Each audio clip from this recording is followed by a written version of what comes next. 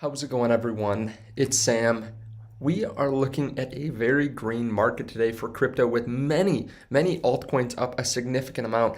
And there's some big news. Russia might start accepting Bitcoin as payment for oil from unfriendly countries. We're going to talk about that, talk about some of the massive buying pressure and what's going to happen throughout the rest of the year. I'm excited. If you guys don't mind hitting the like button and subscribe button, I appreciate that a lot. So before we go any further, there is something that you should check out and it will make your life a lot easier. There's a link underneath the video to CoinStats. One of the most frustrating things in crypto is the fact that we have to use so many different exchanges. And, we're looking at KuCoin, BlockFi, Binance, Trust Wallet, Voyager. There are a bunch of different places that you have to use to get your different cryptos. And it's really hard to know exactly what you're holding all the time because it's just in a lot of different places. This is where CoinStats comes in. So you can actually connect a bunch of different portfolios. They have, I believe, 500 different exchanges that you can plug wallets into, and you can aggregate everything in one place. Now, I took some of my crypto off of this so that you can't see everything, but you can see I connected some of my accounts here, and it aggregates this all in one place so I can take a look at the actual makeup of my portfolio instead of spending half an hour every couple days trying to figure it out. I've been using this daily recently, and it really does help keep everything in check. Now, underneath the video, I do have a coupon code. You can use that link to get 55% off the premium plan. There you can get unlimited wallet connections, up to 100,000 transactions, a personal account manager, and more. So definitely check out that link underneath the video. I highly suggest trying this out. So Bitcoin is up well over 43,000, 43,500. We kind of floated around that 42.8 mark for a while, got rejected around 43,000, and we broke through it now. A lot of other altcoins are now up, 2, 3, 5, 10% on the 24-hour. So we're going to talk about some of them here today. But let's get into some of the big news here today. Russia open to taking payments for natural gas and Bitcoin. So this just happened today. Will Clemente comments on it here. Russian chairman of the State Committee on Energy. We can sell energy resources to unfriendly countries for rubles or gold while processing payments from friendly countries in their national currencies and, if possible, Bitcoin. So we had heard just, I think over the last few days, that they were going to start selling some of their oil off and some of their natural resources for rubles specifically, because their own currency had been devalued so much, they needed someone to start buying it. So now they're saying, okay, we'll still take gold because obviously they've gone through a lot of their gold reserves. I think they had around $600 billion worth of gold, which when you think about that, that's a significant amount. Think how many pounds of gold that is, and trying to get that off on the market. They had been going through a lot of that because of this war. So that's been depleting. They also have rubles that are just devaluing like crazy. And now they're saying Bitcoin will also be accepted. The interesting thing about this is there's a theory that a lot of countries are going to have to start adding this to their treasuries. Fact is, we are inflating money so quickly these days. So many other countries are doing the same. And when you see your own currency go down 30%, 20%, the value go down that much in a year, the fact is, you are causing that. If you're one of these central banks, if you're one of the people, or if you're the entity that's printing money, right? And you realize that you're kind of in a tough situation. You have to do that on one hand to keep the economy afloat. On the other hand, people are getting less and less comfortable holding your currency. So they're looking for other options. One is Bitcoin. We've seen the purpose of Bitcoin so much over the last couple months, from the Canadian trucker movement to also Ukraine and Russia, their war, and people being able to actually carry their Bitcoin, unlike a lot of their belongings, out of the country, send this around the world in seconds. And all these central banks will need a part of this because they're pushing people away from their own currency. What currency will they go to? Bitcoin. So that's something to pay attention to. Now, we have a lot of buying pressure coming for crypto, and we have some big altcoin news.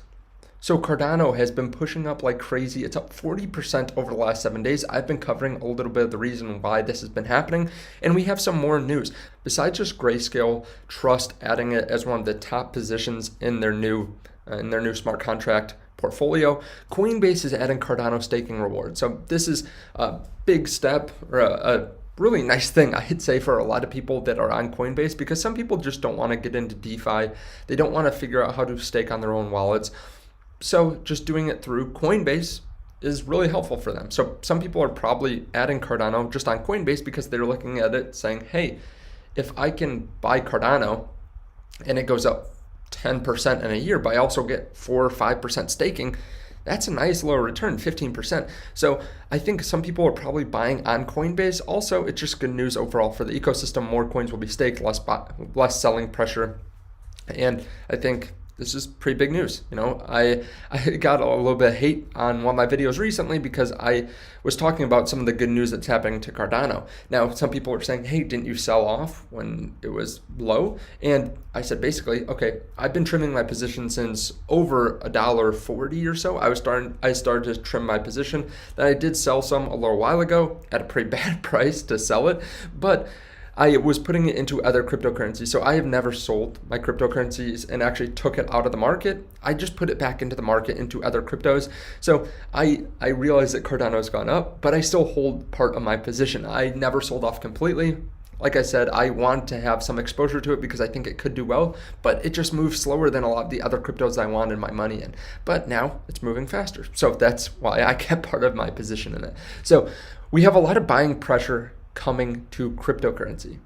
We have a couple big things happening soon, and I think a lot of people just don't understand it. So Do Kwon buying $10 billion worth of Bitcoin. I've talked about that. Michael Saylor bought $3 billion worth, and he sent up the price dramatically. Tesla also bought $1.5 billion.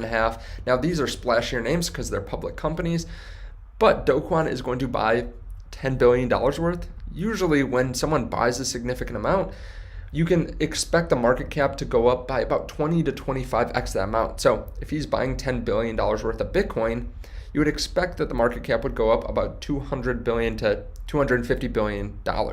So that would be about another $10,000, $12,000 from here. And it just gets everything else, or it makes all the other Bitcoin more rare. So it's really easy to get price increases when we're looking at someone buying such a significant amount.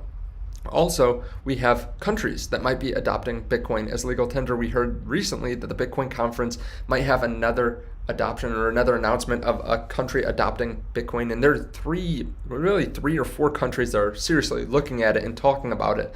We also have later this year, now it got pushed back, the Bitcoin bond coming from El Salvador. This is looking like it's going to happen in the next 5-6 months now. It might be sooner than that, but they were waiting for better market conditions for them to set up this bond offering. So pretty interesting. We also know that banks are going to start offering Bitcoin to their general clients, right? To their wealthy clients, to the retail clients. It's going to be integrated in a bunch of different banks where you can literally go and buy Bitcoin and Ethereum and other cryptocurrencies from your checking account. So that's going to be insane. But also we have a lot of Wall Street starting to buy in. We have a lot of the big banks starting to allow crypto trades. We also have them offering new crypto products. And I think what's going to happen if these banks don't already start getting into crypto a little bit more, increasing their investment size in crypto, they'll see how quickly it's being bought up by their own investors and their own clients, and they'll realize, okay, we need to buy more significantly because we're seeing so much buying pressure. And they have people watching this all the time. And there's just so much buying pressure that is coming to crypto. We're looking really bullish. I'll just be clear. I have been buying every single week this year. I've been buying a significant amount. So I am excited. I think we're looking really good for the end of the year, but there's always going to be articles like this, and I think this is something to pay attention to. I said this to the Patreon the other day. There are always going to be articles that scare you, try to scare you out of your position, like this Taxman. India's new tax policies could prove fatal for the crypto industry. Can one country's tax practices prove fatal for crypto? No. And maybe they're talking about in India specifically, but just know, whatever any country does, people are still going to buy crypto in that country. They can't ban owning crypto. They can just make it more difficult for the on-ramps and off-ramps, but people will continue to buy. As more and more countries push away crypto, other countries will adopt it, and more people will move to those countries then, and will do business in those countries. And the industry, the media industry, is always going to push articles like this, even when Bitcoin's at 400,000. instead of 40,000. They're going to push articles that are trying to fear you out of your position, because that's how they make money. That's how they get clicks. They need to get people that just bought and try to scare them out of their positions. No one that bought Bitcoin at $100, $200, $300 is scared about articles like this, right? As time goes on, you'll become a little bit more numb to it. And sure, you might take some of it, you might read some of it, but after a while, you realize that the industry is just trying to scare you, then get you excited, then scare you, get you excited, back and forth. That's why we always have these constant articles that are on both extreme sides of the market. They're just trying to get views. So that's why you have to stay the course. Don't listen to the day-to-day as much. Don't get scared by the day-to-day as much, and just continue with your investing plan.